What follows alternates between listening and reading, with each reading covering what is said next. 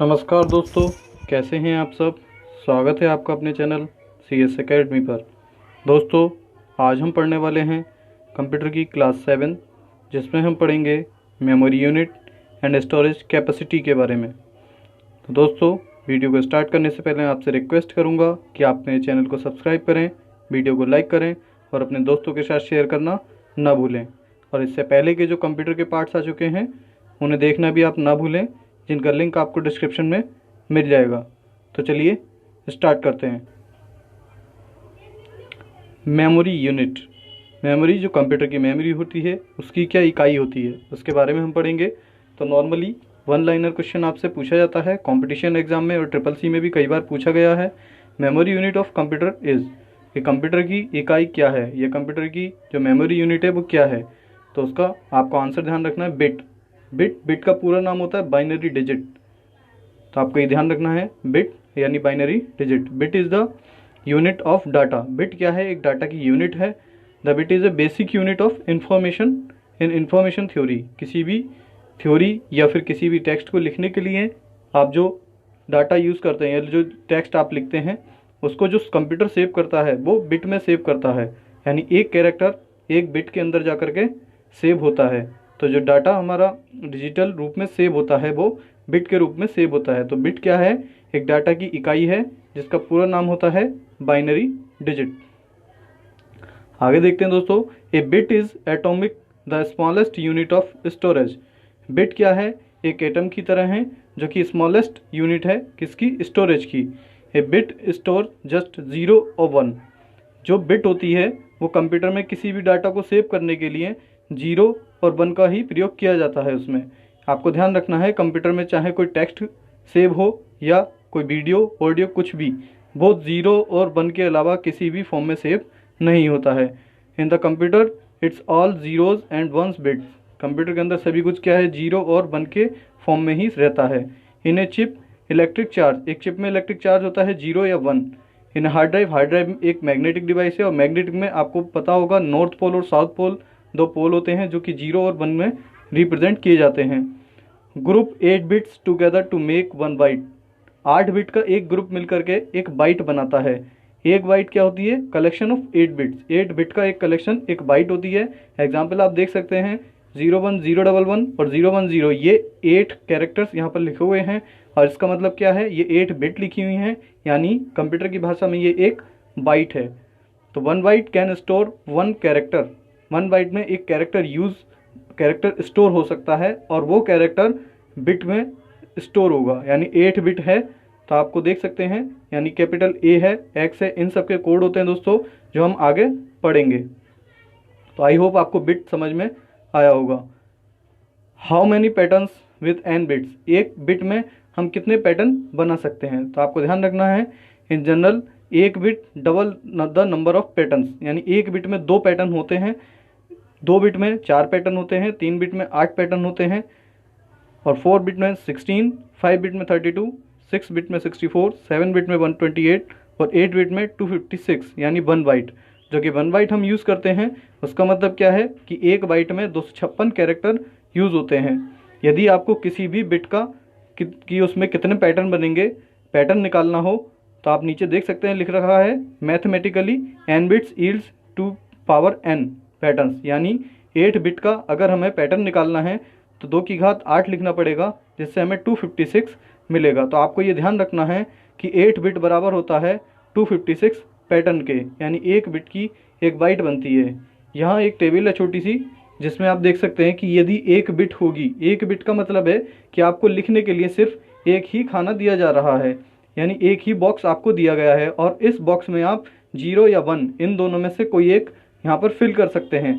यानी एक बिट के अंदर हम सिर्फ 2 पैटर्न बना सकते हैं। ठीक इसी प्रकार 2 बिट यदि आपको दी गई हैं तो 2 बिट का मतलब है कि आपको 2 बॉक्स दिए गए हैं और आपके पास सिर्फ 0 और 1 भरने के लिए है। तो आप 0 और 1 भरने के लिए 000, 01, 10, 11 इन 4 पैटर्न्स के अलावा कोई और पैटर्न नहीं बना सकते।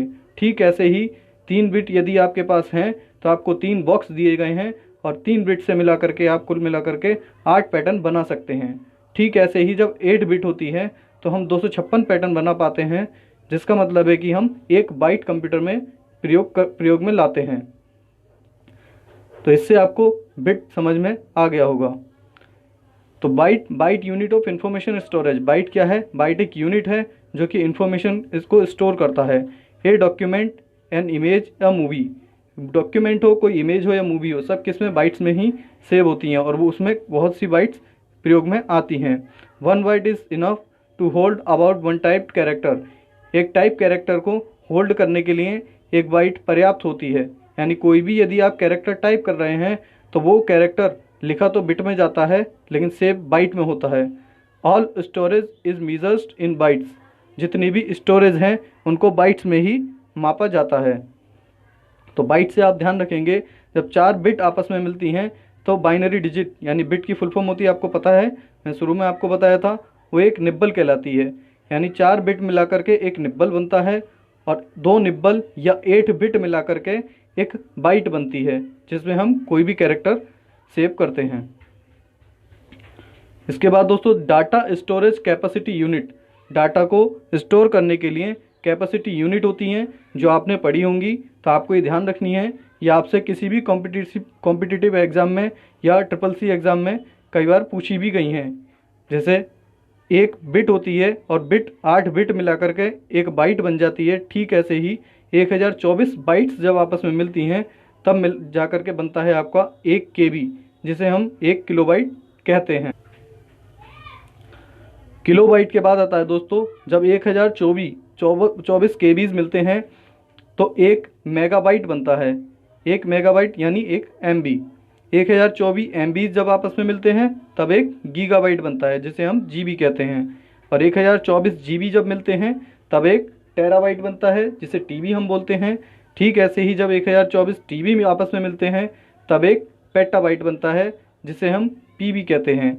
ठीक ऐसे ही 1024 PBs मिलकर के 1 एक्साबाइट बनाते हैं जिसे हम EB कहते हैं।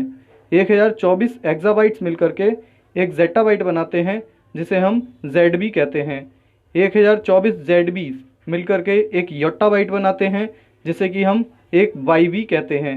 1024 YBs मिलकर के 1 ब्रोंटो वाइट बनाते हैं जिसे हम 1 BB कहते हैं। 1024 BBs मिलकर के 1 जियोबाइट्स बनाते हैं जिसे हम शॉर्ट में GPB कहते हैं। तो ये आपको यूनिट्स ध्यान रखने हैं। इसके अलावा आपको जो ध्यान रखना है ये भी पता होना चाहिए कि 8 बिट मिला करके कितने 256 पैटर्न्स बनाते हैं और 256 जो पैटर्न बनते हैं उस हर पैटर्न का एक कोड होता है। हर पैटर्न अपने आप में एक कोड होता है किसका? किसी भी एक कैरेक्टर का, जो कैरेक्टर हम कीबोर्ड से टाइप करते हैं। और इन कैरेक्टर के जो कोड बनाए गए हैं उन कोड को ASCII कोड कहते हैं। तो अगली वीडियो में हम ASCII के बारे में पढ़ेंगे। आई होप आपको इतना समझ में आया होगा। तो दोस्तों मैं आपसे बोलना चाहूँगा कि मैंने कुछ स्टूडेंट्स से सुना है कि वो बोलते हैं कि कंप्यूटर पढ़ने के लिए इंग्लिश आना ज़रूरी है, कि हमारी इंग्लिश कमज़ोर है, हम कंप्यूटर नहीं सीख पाएंगे। तो दोस्तों ऐसा कुछ नहीं है कि आपकी इंग्लिश कमज़ोर है तो आप कंप्यूटर नहीं सीख पाएंगे, क्योंकि दोस्तों आपकी अंग्रेज़ी कमज़ोर हो सकती है पर आपका दिमाग कमज़ोर नहीं है। क्योंकि आप पूरे दिन जो मोबाइल में दिमाग मारते हैं उसके लिए आपने कोई PhD नहीं करी है, वो भी मोबाइल भी आप चला ही रहे हैं। तो ठीक ऐसे ही आप यदि मेहनत करें तो कंप्यूटर भी आप सीख सकते हैं। तो आपको क्या करना है, मेरा टेलीग्राम ग्रुप ज्वाइन करना है किसी भी अपडेट के लिए, जहां पर आपको नोट्स की PDF में मिल जाएंगी। यदि आपको कोई डाउट है या कोई क्वेश्चंस है तो आप कमेंट्स में पूछ सकते हैं या टेलीग्राम ग्रुप पर भी जा कर के आप पूछ सकते हैं। तो आज की वीडियो में इतना ही दोस्तों। लास्ट में आपसे बोलना चाहूँगा कि कृपया करके आप लॉकडाउन का पालन करें, घर पर रहें, सुरक्षित रहें, अपना ध्यान रखें, अपनों का ध्यान रखें। Thanks for watching. जय हिंद, जय भारत।